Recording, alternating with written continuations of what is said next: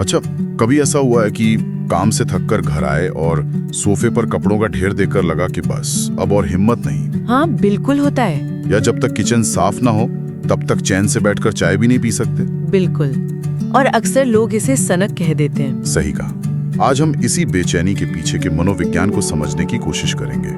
हमारे पास जो रिसर्च है वो बताती है कि ये कोई सनक नहीं बल्कि हमारे दिमाग का खुद को संभालने का एक बहुत स्मार्ट तरीका हो सकता है। बिल्कुल। आमतौर पर ऐसे लोगों को कंट्रोल फ्रीक या ऑब्सेस्ड कह दिया जाता है। लेकिन ये स्टडीज एक बिल्कुल अलग कहानी बताती हैं। क्या कहती हैं? ये कहती हैं कि जब हमारी अंदरूनी दुनिया में मतलब मन में उथल पुथल मची हो तो बाहरी दुनिया को संवारना असल में हमारे नर्वस सिस्टम को शांत करने का एक जरिया है। अच्छा, तो ये कंट्रोल के बारे में काम और सुकून पाने के बारे में ज्यादा है। चलिए तो फिर इस एहसास से शुरू करते हैं।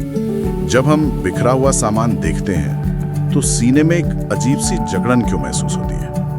मतलब ये सिर्फ देखने में बुरा लगता है या इसके पीछे कुछ और भी चल रहा होता है? इसके पीछे बहुत कुछ चल रहा होता है। इसे विजुअल नॉइज कहा गया है। विजुअल नॉइज, आंखों से होने वाला शोर। हाँ, जरा सोचिए, आपके दिमाग के बैकग्राउंड में एक धीमी आवाज लगातार चल रही है जो कह रही है वो किताबें ठीक करनी है, बर्तन पड़े हैं। बिल्कुल, वो बिल भरने हैं। ये सब अधूरे काम है और हमारा दिमाग इन्हें बंद नहीं कर पाता। और ये लगातार चलती हुई टू डू लिस्ट हमारे तनाव हार्मोन यानी कॉर्टिसोल को बढ़ा देती है। तो फिर सफाई करना इसे ठीक कैसे करता है? ये एक तरह का बायोलॉजिकल हैक है। जब हम उस बिखरे सामान को समेटना शुरू करते हैं तो दो चीजें होती हैं। पहली, हम एक अधूरे काम को पूरा करते हैं जिससे दिमाग को सिग्नल मिलता है कि खतरा टल गया और कॉर्टिसोल का लेवल नीचे आने लगता है। अच्छा। और दूसरी और ज्यादा दिलचस्प बात यह है कि सफाई पूरी करने पर हमारा दिमाग हमें डोपामाइन, खुशी का हार्मोन, हाँ, खुशी के हार्मोन से इनाम देता है। तो ये एक तरह का दिमागी लेन देन है। आप थोड़ी मेहनत करते हैं और दिमाग आपको सुकून और खुशी का एहसास देता है। कमाल है। पर मुझे लगता है बात सिर्फ हार्मोन्स की नहीं होगी, इसका कुछ मनोवैज्ञानिक असर भी तो होता होगा। होता है, बिल्कुल होता है। इन लेखों में एनवायरमेंटल मास्टरी जैसे एक भारी भरकम शब्द का भी जिक्र था। इसका क्या मतलब हुआ? एनवायरमेंटल मास्टरी का सीधा सा मतलब है अपने माहौल पर काबू पाना।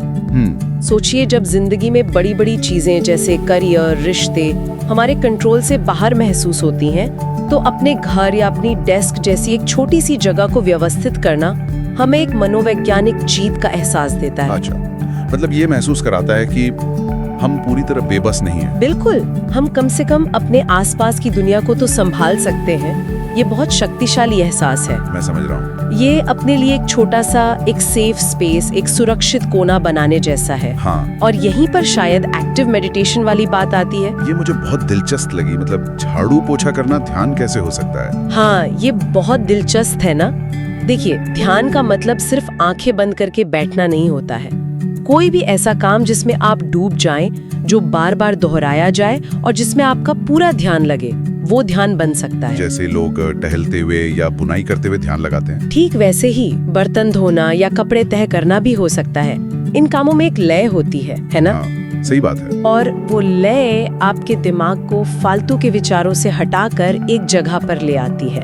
आपका शरीर काम कर रहा होता है और मन शांत हो रहा होता है। तो कुल मिलाकर जो आदत हमें अपनी या दूसरों की एक कमी लगती थी, वो असल में खुद को शांत रखने की एक तकनीक है। बिल्कुल। ये किसी चीज को नियंत्रित करने के बारे में नहीं है, बल्कि एक ऐसा अभयारण्य या सैंक्चुअरी बनाने के बारे में है जहाँ हमारा बेचैन नर्वस सिस्टम आखिरकार शांत हो सके। इसने तो मेरा पूरा नजरिया ही बदल दिया। बिल्कुल। तो सबसे बड़ी बात जो सामने आती है वो ये है कि हमें सफाई को सिर्फ एक घरेलू काम की तरह नहीं, बल्कि मानसिक शांति पाने के एक शक्तिशाली औजार के रूप में देखना चाहिए। सही बात। और इस चर्चा के बाद सोचने के लिए ख्याल ये है कि अगर घर को व्यवस्थित करना एक तरह का ध्यान हो सकता है, तो हमारे रोजमर्रा के जीवन में और कौन से ऐसे छोटे छोटे काम हैं जिन्हें हम जाने अनजाने में अपने मन को शांत करने के लिए इस्तेमाल कर सकते हैं? शायद सुबह की कॉफी बनाना या अपने पौधों को पानी देना।